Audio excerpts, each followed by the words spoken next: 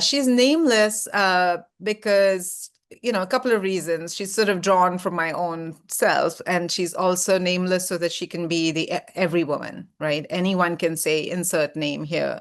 And I wanted to sort of play with that, not give her a complete identity.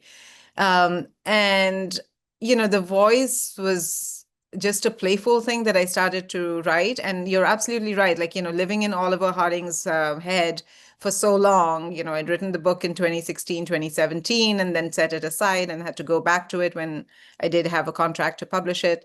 And then the edits and everything, it was sort of going back and forth into his world and his life. And I was done with that. I was just like, I'm no longer in a white man's head.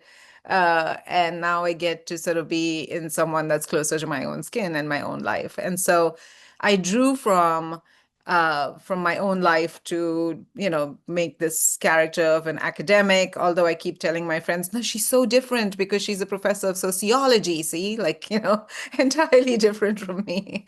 And so I wanted to take that and sort of do a self-satirical thing, self-satirize, and see if someone like me in midlife ends up single and is sort of like going off the rails a little bit and becoming a little bit unhinged and doing these things that completely could jeopardize her reputation. So sort of throw her out there.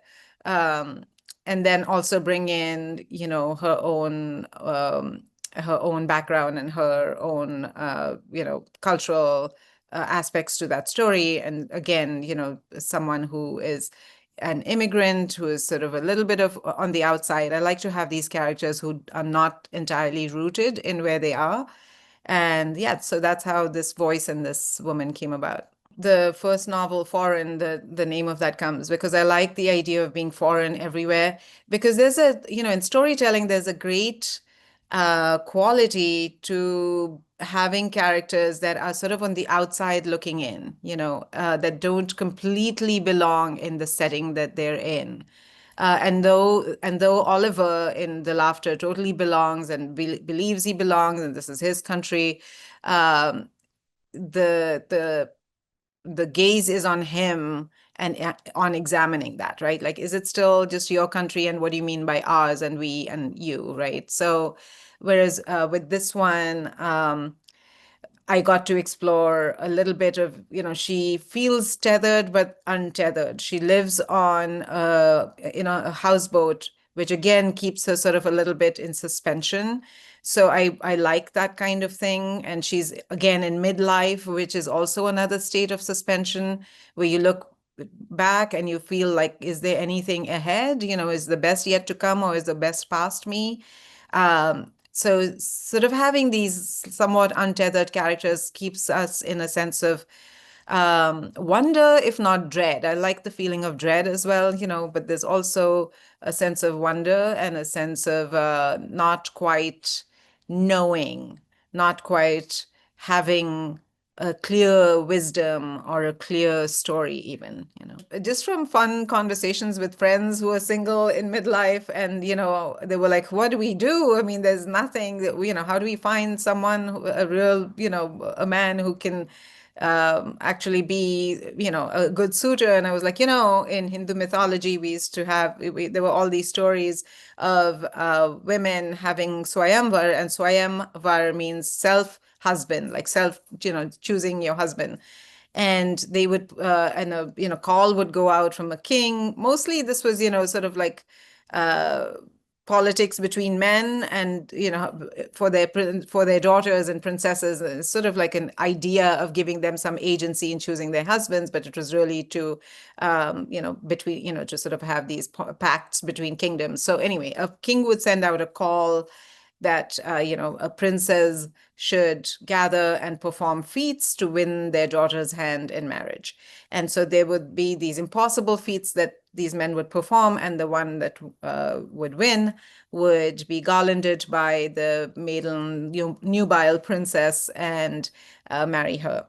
And so my friends were saying, like, you should totally have one. You should hold a Swayamvar in Seattle. And I was like, no, I'm not bold enough to do that. but I can fictionalize that, and I can write a novel about a woman who does that. So that's how that came about. And we have those in some fairy tales as well, right? Like, this man comes, whoever is able to wake the princess up, or it's like Sleeping Beauty and things like that. So I thought I would play around with that, but this sort of like a fiendishly playful feminist version of that, where she's not really a nubile princess, and she's been twice divorced and is having this thing, and so she's opening herself up to ridicule, which comes her way. So she's getting assailed by these goddesses that emerge from Hindu mythology, and but they are emerging in real everyday people.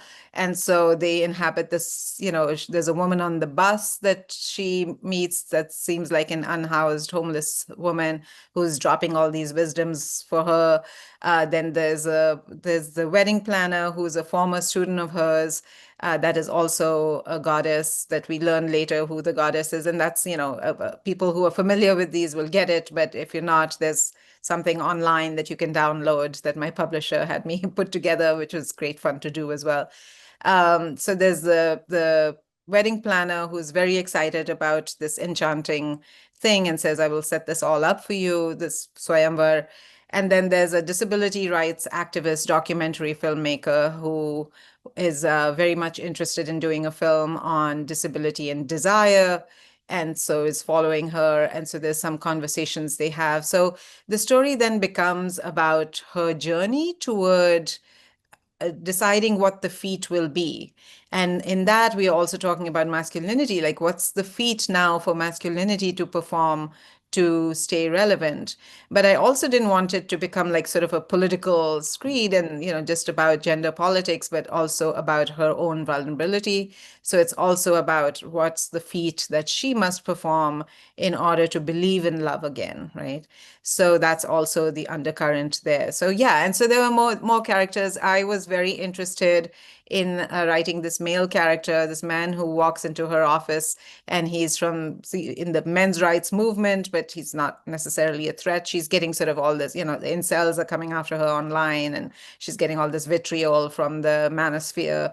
But this man comes in and sort of has a very good conversation with her.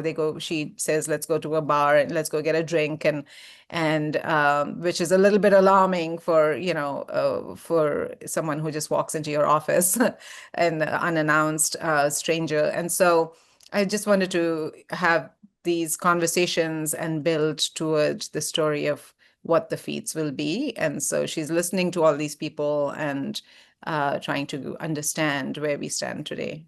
While I was writing this, I just kept feeling like it's so much set in today and in Seattle. And I was feeling this weird urge to go to my father's ancestral village. And I haven't been there since I was 2 years old. And for good reason. Like, it's very patriarchal, and there's all kinds of politics there that I do not like, and a sense of not feeling terribly welcome there. And so and we grew up in Bombay and Mumbai, which was very far away from there. So we didn't often go there. My father would go regularly. And so I reached out to some of my uncles and said, hey, I would like to go there. And they were very circumspect and like, what are you researching? What are you writing about? And I said, caste. And so I come from an upper caste Brahmin family. And so they did not like the idea and sort of said, come back another time. And I was like, I don't just come back to India. It's a huge thing to travel. And so can I make it on this trip when I will be there? And so it was the women of the family, actually, my cousin and her daughter, and we went there. And there's, another cousin that lives there who cooked for us and welcomed us. And I felt really thrilled to be there with these women. And this story sort of like just emerged in my imagination as we drove around and walked around the fields and went to the Ganges, the Ganga River. There's just like this sense of a story that happened in the lychee orchards, or lychee, as we say in the US, in the orchards there between these two men, one from an upper caste family, sort of like my own, and him falling in love with a lower caste, a Dalit boy from, from who works in his father's fields, and that the sense of impossibility of that love in that time, and the sense of her freedom in today, or the main protagonist, her freedom in today's world, and why she has so many doubts and stuff, and what is that story telling her about love and possibility. So I wanted to sort of make those two love stories connect with each other.